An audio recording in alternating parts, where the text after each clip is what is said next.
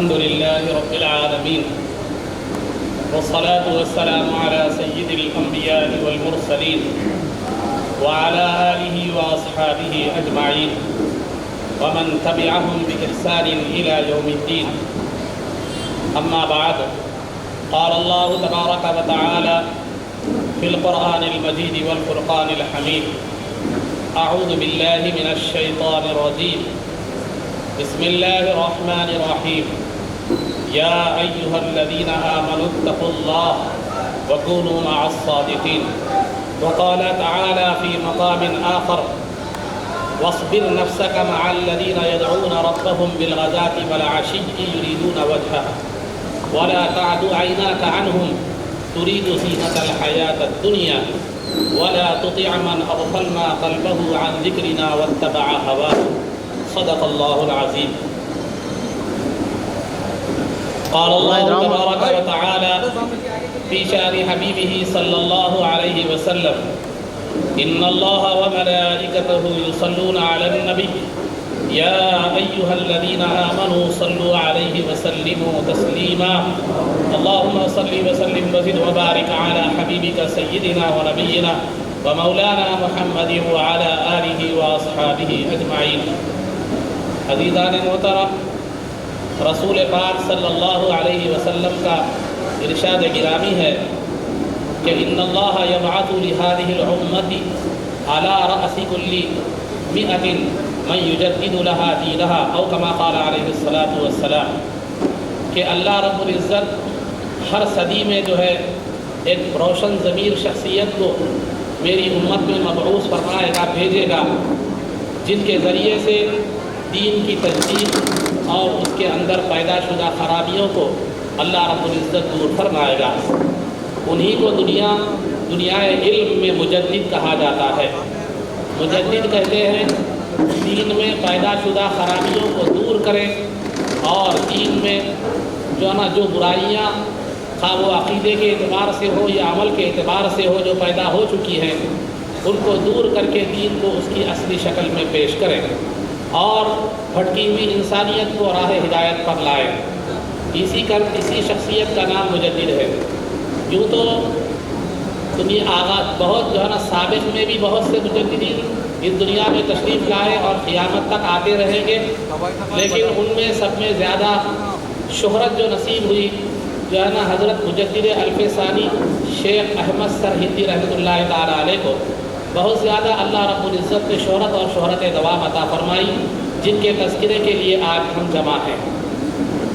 الف ثانی کا مطلب، الف کے معنی عربی میں ہزار کے آتے ہیں. الف ثانی کا مطلب دوسرا ہزاریہ، یعنی ایک تو تقریباً سرکار دو عالم صلی اللہ علیہ وسلم کی تشریف آوری ہو کر تقریباً 1450 سال کا عرصہ گزر چکا ہے، تو لہذا پہلے جو 1000 سال تھے وہ گزر چکے. اس کے بعد دوسرے 1000 سال میں اللہ رب العزت نے مجدد الف ثانی رحمۃ اللہ تعالیٰ علیہ کو بھیجا، تو یہ دوسرے 1000 سال کو الف ثانی کہا جاتا ہے. تو عزیزان محترم، آج انہی کی یاد میں جمع ہے اور آپ حضرات کو میرے علاوہ بہت سے علماء اکرام شیخ الحدیث جامع نظامیہ اور سابقہ شیخ المعقولات والعقائد جامع نظامیہ سیدی مولانا سید صغیر احمد صاحب قبلہ حفظہ اللہ اور سیدی مولانا سید شاہ عزیز اللہ قادری صاحب قبلہ حفظہ اللہ کے بصیرت افروز خطابات سماعت فرمانا ہے. میری ایک حیثیت کتاب میں مقدمے کی طرح ہے، ابھی کتاب آگے پیچھے آنے والی ہے. تو بہرحال چند باتیں آپ حضرات کے سامنے عرض کرتا چلوں. مجھے حکم ہوا کہ میں شیخ پیر کی صفات کیا ہونی چاہیے اور پھر پیر کے آداب کیا ہونے چاہیے، اس حوالے سے کچھ گفتگو کرنے کا مجھے حکم ہوا. تو انشاءاللہ اپنی گفتگو پر چند باتیں آپ حضرات کے سامنے عرض کرتے ہوئے اپنی گفتگو کو سمیٹ لیتا ہوں. عزیزان محترم، ایک بات یاد رکھیے کہ اسلام میں 5 چیزیں جملہ 6 چیزیں ہیں. ایک ہے کلمہ پڑھنا، دوسرا ہے نماز، تیسرا روزہ، چوتھا زکوٰۃ، پانچواں حج اور چھٹی جو چیز ہے وہ اصلاح باطن ہے۔ اصلاح باطن انسان کا ایک ظاہر بھی ہے، ایک باطن بھی ہے، اور اللہ رب العزت نے جو ہے نا فرمایا وَذَرُوا ظَاهِرَ الْإِثْمِ وَبَاطِنَهُ، ظاہری گناہوں کو بھی چھوڑ دو اور باطنی گناہوں کو بھی چھوڑ دو۔ ظاہری گناہ جیسے چوری، زنا وغیرہ وغیرہ، مار، قتل وغیرہ وغیرہ، یہ ظاہری گناہ ہے۔ باطنی گناہ کیا ہے کہ شرک، کفر، بدعقیدگی، جو ہے نا دنیا کی حرص، شہرت کی حرص، اور جو ہے نا حسد اور بغض اور عداوت، یہ باطنی جو ہے نا یہ امراض ہے اور یہ باطنی خرابیاں ہیں۔ قرآن کریم میں اللہ رب العزت نے دو طرح کی جو ہے نا خرابیوں کو اور گناہوں کو چھوڑنے کا حکم دیا۔ تو سرکار دو عالم صلی اللہ علیہ وسلم کو بھی جو بھیجا گیا، بھیجنے کا مقصد یہ بتایا گیا کہ یعلمہم الکتاب والحکمت ویزکیہم، کہ سرکار دو عالم صلی اللہ علیہ وسلم کو بھیجنے کا مقصد کتاب اور سنت کی تعلیم بھی دینا ہے اور باطن کا تزکیہ اور باطن کو پاک بھی کرنا ہے۔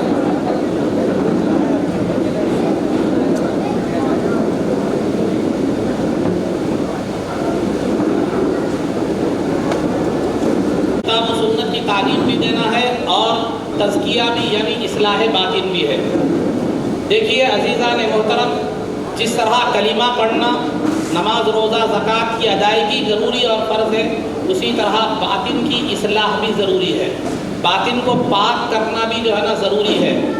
اگر کوئی آدمی مسلمان ہے، نماز پڑھتا ہے، روزہ رکھتا ہے، زکوٰۃ دیتا ہے، حج کرتا ہے، تمام عبادات کرتا ہے، لیکن اس کا باطن پاک نہیں ہے، وہ دل میں جو ہے نا بغض رکھتا ہے، دل میں عداوت رکھتا ہے، دل میں دنیا کی شہرت اور طلب رکھتا ہے، تو پھر جو ہے نا وہ عبادتوں کی رونقوں سے محروم ہو جاتا ہے۔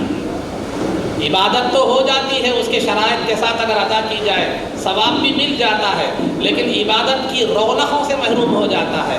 اگر کوئی ان عبادتوں کے ساتھ ساتھ اپنے باطن کو پاک رکھتا ہے تو پھر جو ہے نا وہ آدمی عبادتوں کے ساتھ ساتھ اس کی نورانیت اور اس کی رونق سے بھی جو ہے نا مستفید اور مستفید ہوتا ہے۔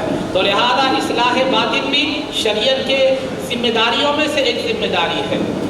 جو ہے نا یہاں جو ہے نا طریقت اور تصوف، وہی اصلاح باطن کے لیے، وہی باطن کی اصلاح کے لیے بزرگان دین نے جو اصول، جو قواعد، جو طریقے مقرر فرمائے ہیں، اسی کو آپ تصوف یا طریقت کہتے ہیں۔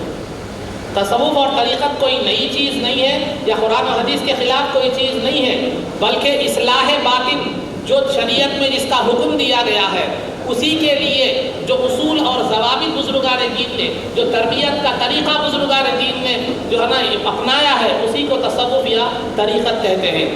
تصوف اور طریقت کے متعلق جو ہے نا بعض لوگوں نے تو، بعض جو علماء جس کو جو ہے نا جو علماء بالکل خشک مزاج رکھنے والے ہیں، ان لوگوں نے جو ہے نا تصوف کو بالکل غلط اور قرآن و حدیث کے خلاف قرار دیا ہے، لیکن یہ بھی غلط ہے، کیونکہ تصوف قرآن و حدیث کے خلاف نہیں ہے، بلکہ شریعت ہی کا ایک حصہ ہے اور شریعت ہی کا ایک عنوان ہے جو کہ اصلاح باطن سے تعلق رکھتا ہے۔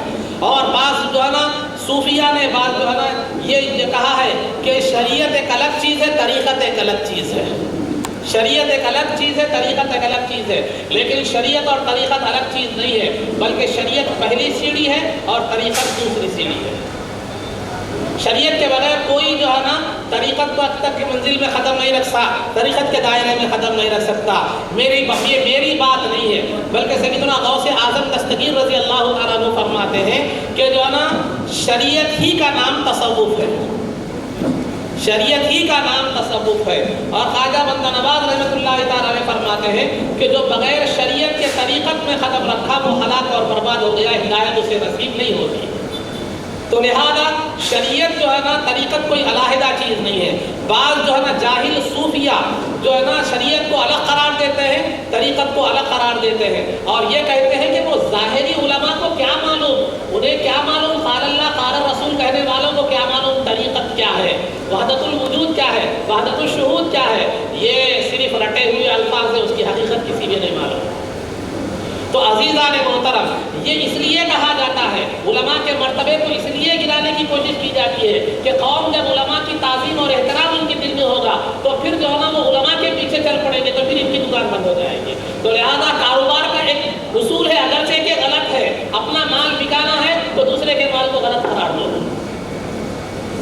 یہ میں پورے صوفیہ کی بات نہیں کر رہا ہوں، یہ وہ دنیا پرست جو صوفی ہیں، ہر ایک کو اس میں آپ شامل نہیں کر سکتے۔ نیک لوگ، اچھے لوگ بھی ہیں جو اس سلسلے میں شامل ہیں۔ میری جو بھی گفتگو ہے اس کا جو ہے نا رخ وہ جو ہے نا ہر ایک کے لیے نہیں ہے، بلکہ ان دنیا پرست لوگوں کے لیے ہے جو ہے نا اہلیت نہیں رکھتے، میدان طریقت میں اترنے کے اہل نہیں ہے، قابل نہیں ہے۔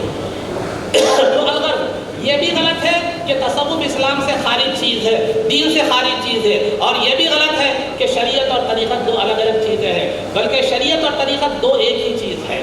شریعت ہی میں طریقت بھی داخل ہے۔ میں نے ابھی جو بتایا شریعت کے جو 6 چیزیں ہیں ان میں ایک چیز اصلاح باطن ہے، اسی اصلاح باطن کا نام تصوف اور طریقت ہے، کوئی الگ چیز کا نام یہ نہیں ہے۔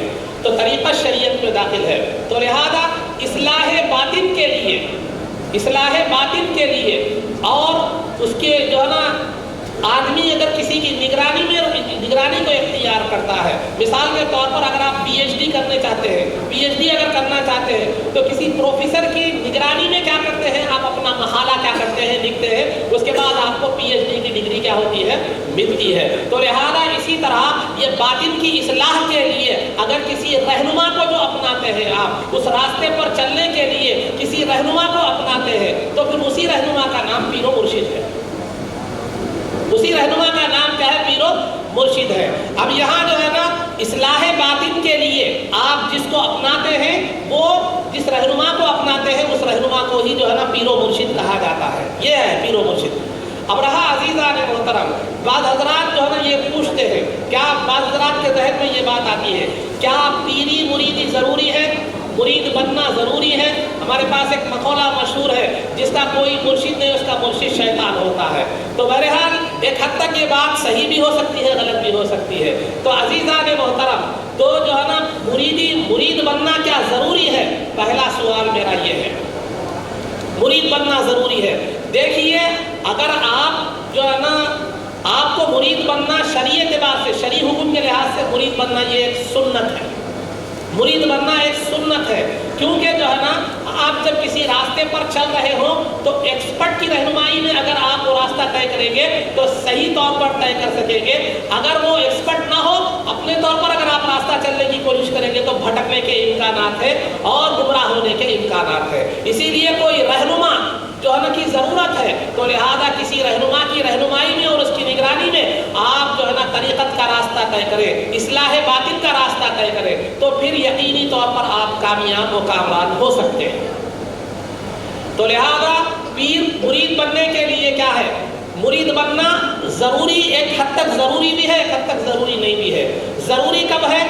ضروری کب ہے کہ اگر آپ کو پیر کامل مل جائے، پیر کامل مل جائے تو مرید بننا بہتر ہے نہ بننے سے۔ اگر آپ کو پیر کامل نہ ملے تو مرید بننے سے نہیں بننا بہتر ہے۔ اگر آپ کو پیر کامل مل جاتا ہے تو مرید نہ بننے سے بننا بہتر ہے۔ اگر پیر کامل نہیں ملتا آپ کو تو مرید بننے سے نہیں بننا بہتر ہے، کیونکہ آپ جس حالت میں تھے اس سے بھی بگڑ جاتے ہیں، اس سے بھی بگڑ جاتے ہیں۔ آپ جس حالت میں ہیں وہ ٹھیک ہے، پھر بھی یہ میں اپنے طور پر بات نہیں کر رہا ہوں، حدیث میں سرکار جوہران کا حدیث میں یہ حدیث کے الفاظ ہے، الوحدۃ خیر من الجلیس السوء والجلیس الصالح خیر من الوحدۃ، کہ تنہائی برے ساتھی سے، برے ہم نشین سے بہتر ہے، اور جو ہے نا اچھا ساتھی، اچھا نیک ساتھی، نیک دوست وہ تنہائی سے بہتر ہے۔ اسی حدیث کی روشنی میں میں بات کہہ رہا ہوں کہ اگر پیر کامل مل جائے تو جو ہے نا آپ مرید بننا یہ بہتر ہے نہ بننے سے۔ اگر پیر کامل نہ ملے تو مرید نہ بننے سے بہتر ہے، نہ بننا بہتر ہے۔ تو لہذا یہ مرید بننے کا درجہ ہے۔ ہاں اگر کسی آدمی کے ماں باپ نیک، متقی اور پرہیزگار ہو اور ان کی تربیت میں اس نے جو ہے نا پروان چڑھا ہو، یا کسی کو نیک اساتذہ ملے ہوں اور انہوں نے ان کی صحبت میں رہ کر وہ تربیت یافتہ ہو چکا ہو، اس کے باطن کی اصلاح ہو چکی ہے، تو پھر وہاں مرشد کی زیادہ ضرورت نہیں ہے، وہاں مرشد کی زیادہ ضرورت نہیں ہے۔ تو یہ بھی بات آپ ذہن میں رکھیں۔ تو یہ پہلی بات تو یہ ہے کہ مرید بننا ضروری ہے یا نہیں۔ یہ دوسرا سوال جو عام طور پر جو ہے نا یہ کیا جاتا ہے وہ یہ ہے کہ کیا مرشد سید ہی ہونا ضروری ہے؟ सादात ही होना जरूरी है? एक दूसरा सवाल है। मुर्शिद का सादात होना जरूरी है? जैसा आजकल एक माहौल बनता चल रहा है कि घर वाले जो है ना, अब जो है ना सादात जो है वो घर वाले हैं सरकार के, और जो सादात नहीं है वो दर वाले हैं। ये बिल्कुल ये सोच गलत है। मुर्शिद के लिए सय्यद और सादात होना जरूरी नहीं है। सादात अगर है तो नूरुन अला नूर है, सादात नहीं है तो भी जो है ना आप वो मुर्शिद बन सकता है और वो पीर कामिल बन सकता है। उसके लिए क्या शराइत है मैं आगे बता रहा हूँ। अब क्योंकि जितने बहुत से औलिया ऐसे गुजरे हैं जो सादात भी थे, गैर सादात भी थे। अब खुद जिसकी जिन हजरत जिन बुजुर्ग की याद हम मना रहे हैं, मुजद्दिद अल्फसानी रहमतुल्लाह तआला अलैह, वो खुद सादात नहीं थे, वो उमर फारूक की औलाद में से थे, लेकिन दुनिया उनको सरकार दो आलम सल्लल्लाहु अलैहि वसल्लम की हदीस का मिस्दाक मानती है, मुजद्दिद मानती है। तो लिहाजा पीर और मुर्शिद के लिए सय्यद होना जरूरी नहीं है। मैं आपको एक मिसाल देता चलो। एक आदमी है, पीर और मुर्शिद के उन्वान से है समझिए, एक पीर और मुर्शिद है, लेकिन उसको सादात की निस्बत तो उसे हासिल है, वो सादात तो है सरकार की आल से तो है, लेकिन उसके अंदर पीर बनने के शराइत पाए नहीं जाते। एक आदमी है, मिसाल के तौर पर अब्दुल्ला है, अब्दुल्ला सादात है, लेकिन उसके अंदर पीर बनने के जो शराइत है, कंडीशन से वो पाए नहीं जाते। दूसरा अब्दुल रहमान है, वो सादात नहीं है, लेकिन पीर बनने के शराइत उसके अंदर पूरे पाए जाते हैं। तो आपको क्या करना चाहिए? उसका एहतराम करना चाहिए अब्दुल्ला का निस्बत और सादात होने की वजह से, और मुरीद बनना चाहिए अब्दुल रहमान के, क्योंकि